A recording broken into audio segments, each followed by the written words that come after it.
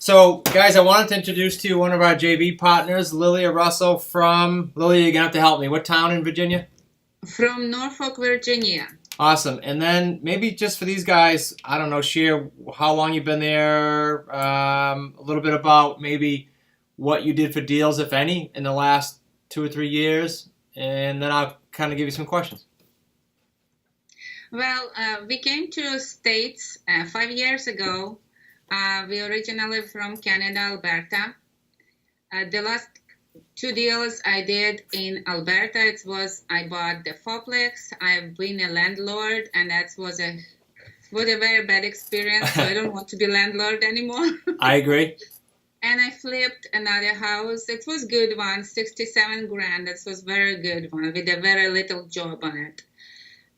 Since we've been to States, I didn't have a chance to work, but I always wanted to get involved in real estate here in States because to me, I receive satisfaction from doing some goods for people. I want to touch people's lives and do something which is going to be of value for families or people I can provide my services to.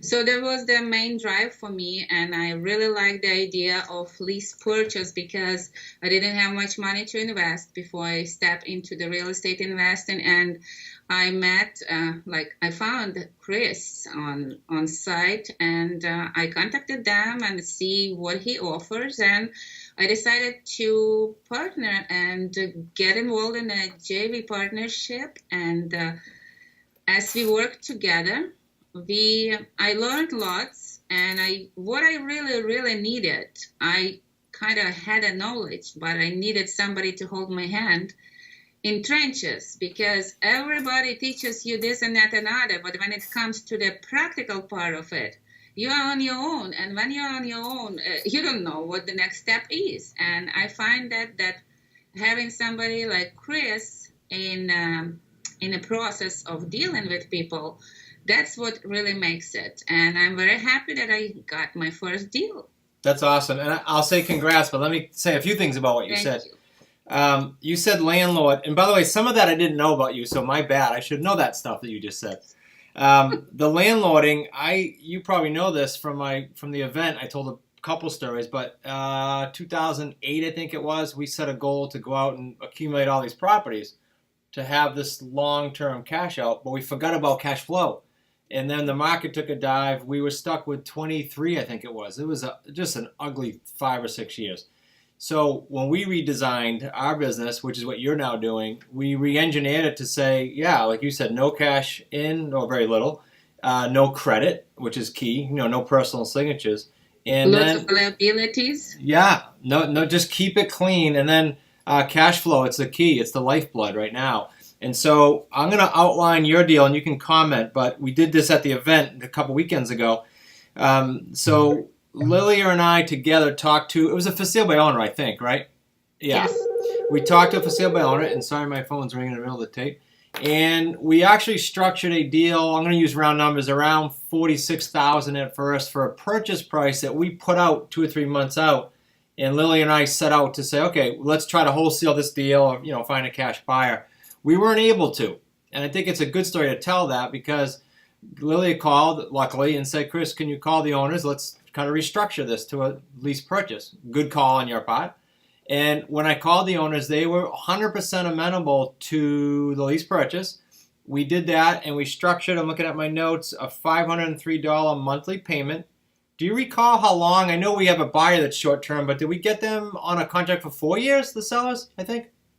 Yes. Yeah. They agreed in 48 months. 48 months, and then we'll talk to you about the sale in a second. But so $503 a month, we're going to pay the sellers, but it's all $503 crediting the principal of the 40. We upped the price when we changed the deal, so $48,000 we're giving them. So $503 over 2 years even would be $12,000. So you're talking, if it went full term, you're talking $24,000. But fortunately, but maybe unfortunately for cash flow, it might cash out early. And boo-hoo. And then we put the price at $69,900. So there's a $20,000 spread there. And then where's the payday I'm missing? The monthly. So we collected $775, not a huge spread, but on a tiny house, $775 minus 503, whatever that comes to, 227. to something, not a bad deal.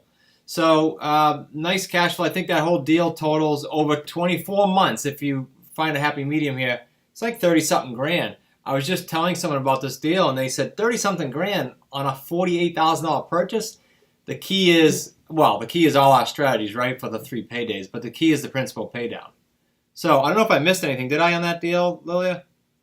No, it's practically very good. I just wanted to make a point here that when we structured that deal like we wanted to flip it as wholesale deal, the sellers already totally were calculating their money, how they have to spend. They totally disattached from the property already. They were happy that it's going to be gone from their life. And when you called to switch the gears, they were so happy because they didn't want it back. They didn't want that payment, like pain. Yeah. Whatever. They lived in Delaware. They wanted to have it out of their life. And that's what means that if you have something to offer the seller who's going to be happy with you, down the road, if it doesn't work, it makes it easier to come back to them and offer them a different strategy which may work better. You know what? You brought up a huge thing. I just got off a 1 hour call for the book we're doing, right? The book we're writing. In the section of the chapter was communicating with sellers and being able to bop and weave, and it's exactly what we did on your deal. But remember at the event a couple weeks ago, I think it was Joel and a couple other people talked about what you just said, helping people. Exactly. And how they get emotional.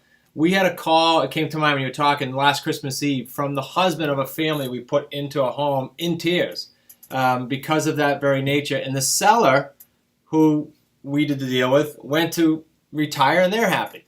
And so it is a cool thing when everybody's happy. That's exactly what it is. We're creating happy situations for people on both sides. Yeah. So I want to say congrats again to you. Let me ask you this, Lilia.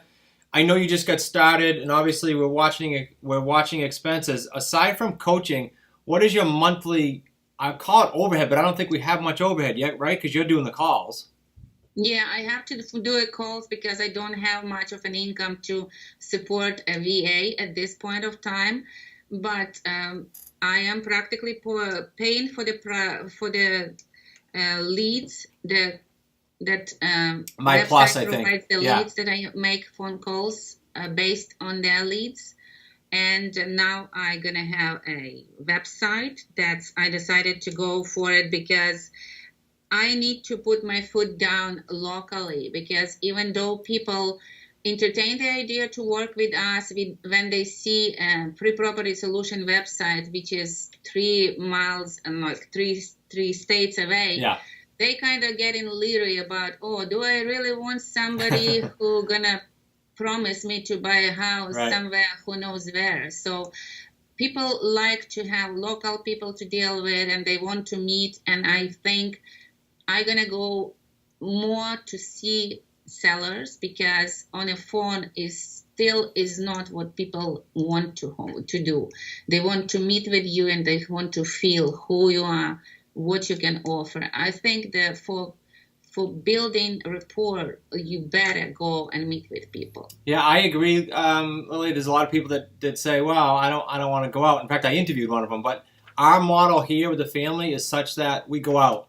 Zach went on 2 today. I'll be on 2 tomorrow, because I don't know. There's just too many people out there doing it incorrectly, in my opinion, to put it politely. So you do have to go out and build rapport and credibility. I agree.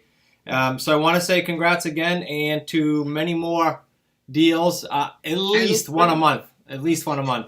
Yeah, that's what I would like to have, at least once a month. Good. Oh, one more comment. Two comments. One is so they know the paydays.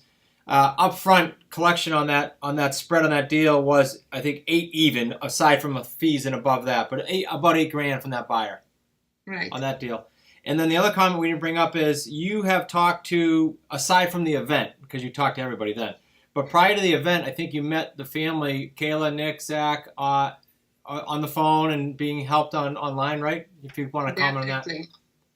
I really feel a tremendous support. I think having people who want to truly and respectfully help you, it's a big thing. I definitely appreciate everybody who is involved in the process of helping me, not just Chris, because I know you are very busy and you have to run the business and you have to always see everything whatever happens. But having everybody like Zach, Chris, and Kayla also that are always pitching in and supporting and helping by any means they could, it's definitely a big deal. Yeah, good. I appreciate it. And it's always good to hear the feedback, Lilia. I appreciate you being on. I'm going to go ahead and sign this off, but hang in there with me one sec.